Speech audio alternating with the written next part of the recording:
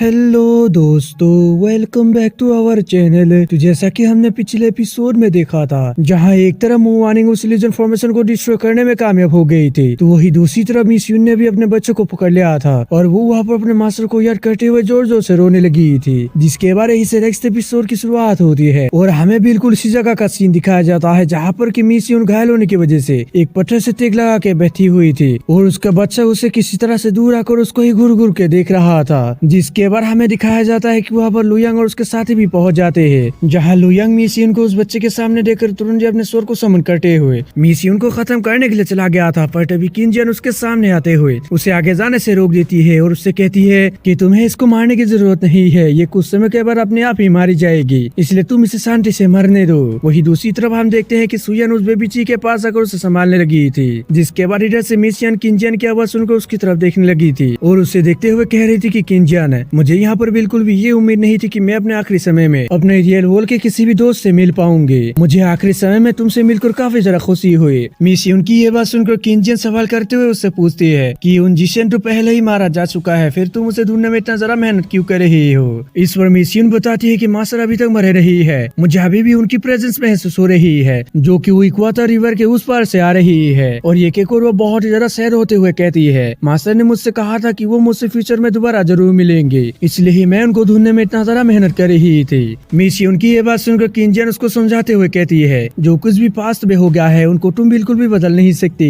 इसलिए क्यों बेकार में तुम उसको ढूंढने में लगे हुए हो। जिस पर वो बताती है कि एटलीस्ट मुझे इस बात का तो पछतावा नहीं रहेगा कि मैंने उनको ढूंढने की कोशिश नहीं की। और ये कहकर वो अपने बच्चे की तरफ दोनों हाथों को फैलाते हुए उससे कहती है कि क्या तुम अपने माँ के गले लगना नहीं चाहोगे। उसकी ये बात सुनकर सुयान भी तुरंत ही उस बेबी ची को अपने माँ के पास जाने के लिए नीचे उतार देती है, लेकिन क्योंकि यहाँ पर वो बच्चा अपने माँ से काफी ज्यादा घबराया हुआ था, इसलिए वो अपने माँ के पास नहीं गया था और सुयन के पीछे छुप गया था, क्योंकि उसकी माँ कुछ समय पहले उसको बुरी तरह से मारने की कोशिश कर रही थी। अपने बच्चे को ऐसा करता हुआ देख मिस यून अंदर से और भी ज्यादा सैड हो गई थी और वो कह रही थी कि तुम मुझसे नफरत कर रहे हो, लेकिन मैं इसका दोस्त तुम्हें बिल्कुल भी नहीं दूंगी, क्योंकि आखिरकार मैं ही एक अच्छी माँ नहीं बन पाई। और ये कहकर मिस यून वहाँ पर फेट इनकार्नेशन टेक्निक का यूज करने लगती है, जिसकी वजह से वहाँ पर आसपास मौजूद उसकी सोल एनर्जी धीरे धीरे जाकर उस बेबी ची के अंदर एब्जॉर्ब होने लगी थी, जिसकी वजह से उस बच्चे की पावर धीरे धीरे काफी ज्यादा इंक्रीज होने लगी थी। और मिस यून यहाँ पर ये सब इसलिए कर रही थी ताकि उसका बच्चा काफी ज्यादा पावरफुल होके अपने ह्यूमन फॉर्म को ले सके। ये सब देखकर लुयांग को ऐसा लगता है कि मिस यून उस बच्चे के साथ कुछ गलत करने की कोशिश कर रही है, इसलिए वो तुरंत वहाँ पर एक्शन लेने के लिए रेडी हो गया था। लेकिन इस पर किंजियन उसे बताती है कि तुम्हें फिक्र करने की जरूरत नहीं है, मिस यून यहाँ पर कुछ भी गलत करने की कोशिश नहीं कर रही है, वो अपने बच्चे को स्ट्रॉन्ग बनाने के लिए अपने सोल पावर को उसके अंदर ट्रांसफर कर रही है। उसकी ये बात सुनकर अब लुयांग भी शांत हो गया था। जिसके बाद दूसरी तरफ हम देखते हैं कि अपने माँ के सोल पावर को एब्जॉर्ब करने से उस बच्चे के अंदर से धीरे धीरे काफी ज्यादा पावर रिलीज होने लगी थी। जिसके बाद देखते ही देखते वो बच्चा अपने ह्यूमन फॉर्म को भी ले लेता है। अपने बच्चे को देखकर अब मिस यून भी काफी ज्यादा इमोशनल हो गई थी और वो इमोशनल होते हुए अपने बच्चे से कह रही थी कि तुम्हें इस दुनिया में आए हुए काफी ज्यादा समय हो चुका है, लेकिन फिर भी अभी तक मैंने तुम्हारा नाम नहीं रखा है। और ये कहकर मिस यून अपने बच्चे को एक नाम दे देती है, जो कि होता है कि यून जाओ यांग।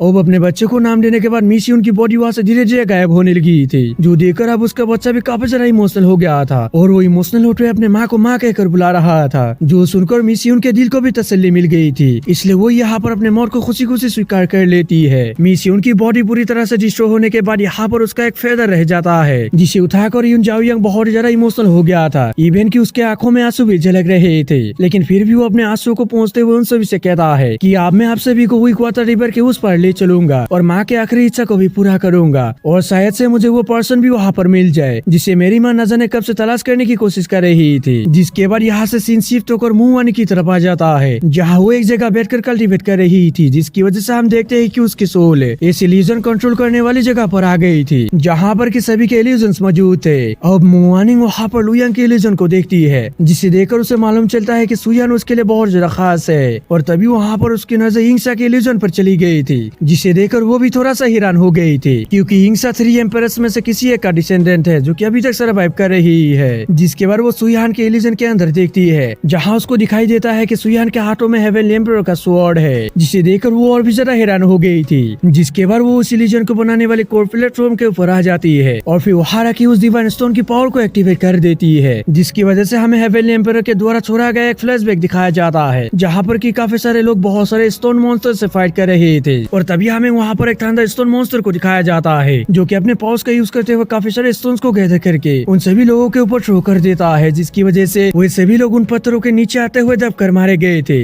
लेकिन तभी हमें दिखाया जाता है कि वहाँ पर एक बहुत ही पावरफुल स्लेश अटैक आते हुए उस स्टोन मॉन्स्टर को काफी दूर पीछे ले गई थी और हमें मालूम चलता है कि ये अटैक करने वाला और कोई नहीं बल्कि हेवनली एम्पायर होता है, जो कि अब काफी तेजी से उस स्टोन मॉन्स्टर को खत्म करने के लिए चले गए थे। जिसके बाद यहाँ पर हमें बताया जाता है कि हेवनली एम्पायर ने इस इल्यूजन फॉर्मेशन को यहाँ पर इसलिए लगाया था ताकि कोई भी आउटर वर्ल्ड का क्रिएचर यहाँ आकर तबाही मचा ना सके, बिल्कुल इन स्टोन मॉन्स्टर्स की तरह। जिसके बाद हमारा फ्लैशबैक यहाँ पर ही खत्म हो गया था और मूवानिंग वापस अपने होश में आ गई थी और वो इस फ्लैशबैक को देखने के बाद कह रही थी कि अब मुझे मालूम चला कि वे सभी कमीने लोग यहाँ इस जगह पर क्यों आए हैं, क्योंकि वे सभी लोग हेवनली एम्पायर के स्वord को हासिल करना चाहते हैं ताकि वो लोग उन ओल्ड बास्टर्ड्स के पावर्स को हासिल कर सके। और ये कहने के बाद मूवानिंग गुस्से से वहाँ से आगे की तरफ निकल गई थी। दूसरी तरफ से हमें दिखाया जाता है कि गुआन भी मूवानिंग को जाते हुए देख लेता है, जिसे देखकर वो हैरान होते हुए कहता है कि आखिर ये पर्सन है कौन जो कि इतना ज्यादा तेजी से जा रही है। सच में इसकी स्पीड तो बहुत ज्यादा टेरिफाइंग है। और ये कहकर वो भी वहाँ से आगे की तरफ जाने लगा था, लेकिन तभी हम देखते हैं कि उसके स्वord के अंदर से एक छोटा सा इंसेक्ट निकल कर उसके बॉडी के अंदर चली जाती है, जिसका पता गुआन को बिल्कुल भी नहीं चला था। जिसके बाद गुआन वहाँ से चलते चलते पहाड़ के किनारे पर आ गया था, जहाँ उसको नीचे की तरफ एक थंडर पॉन्ड दिखाई दिया था, जिसे देखकर वो चौंकते हुए कहता है कि ये तो लेजेंडरी थंडर पॉन्ड है। और अभी गुआन वहाँ पर ये सब कह रहा था कि तभी उसे लिंगियन की हंसी की आवाज सुनाई देती है, जो कि हंसते हुए गुआन से कहता है कि बच्चे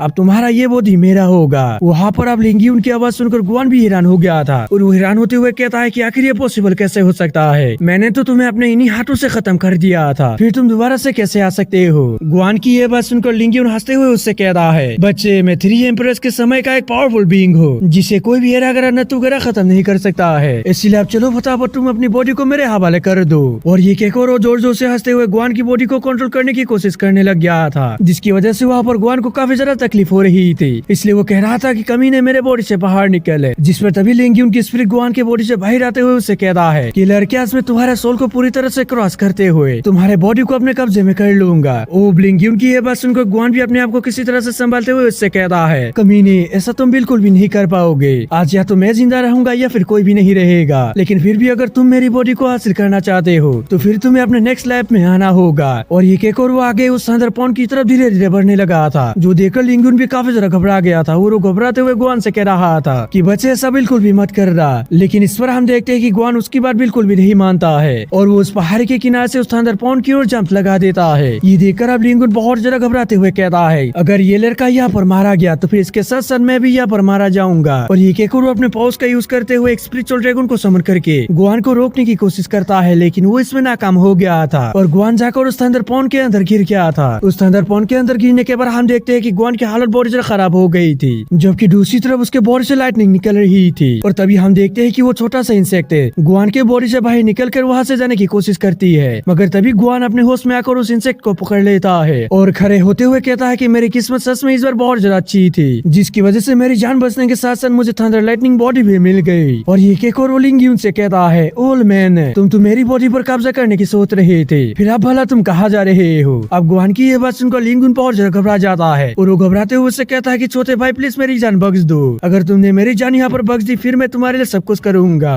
लिंगियन की ये बात सुनकर गुआन उससे कहता है वो क्या सच में। इस पर लिंगियन उससे कहता है कि तुम मेरी बातों का यकीन करो, मैं 3 एम्परर्स के समय का एक पावरफुल बीइंग हूँ और मेरी true strength God king level को भी सरपास करने वाली है, इसलिए अगर तुमने मेरी जान यहाँ पर बख्श दी फिर मैं तुम्हें अपने सारे की सारे टेक्निक्स पास कर दूंगा जितना भी मेरे पास मौजूद है, जिसे सीखकर फिर तुम इस दुनिया के सबसे पावरफुल बीइंग बन जाओगे। लिंगियन की ये सभी बातें सुनकर गुआन उससे कहता है मुझे इसमें कोई भी इंटरेस्ट नहीं है। गुआन की ये बात सुनकर लिंगियन और भी ज्यादा घबराते हुए उससे कहता है कि फिर तुम्हें क्या चाहिए, क्या तुम्हें कोई खूबसूरत लड़की चाहिए, ये भी मैं तुम्हारे लिए ला सकता हूँ। लेकिन इस पर हम देखते हैं कि गुआन उससे कहता है कि नॉट इंटरेस्टेड और ये कहकर वो उसे वही पर ही खत्म कर देता है, जिसके बाद वो वहाँ से आगे की तरफ जाने लगा था। और दोस्तों इसी के साथ एपिसोड भी खत्म हो गया था। दोस्तों अगर आप सभी को वीडियो अच्छा लगे तो लाइक कर दे और अगर आप चैनल पे नए हो तो सब्सक्राइब करते जाना। तो मिलते हैं किसी और वीडियो में, जब तक के लिए बाय।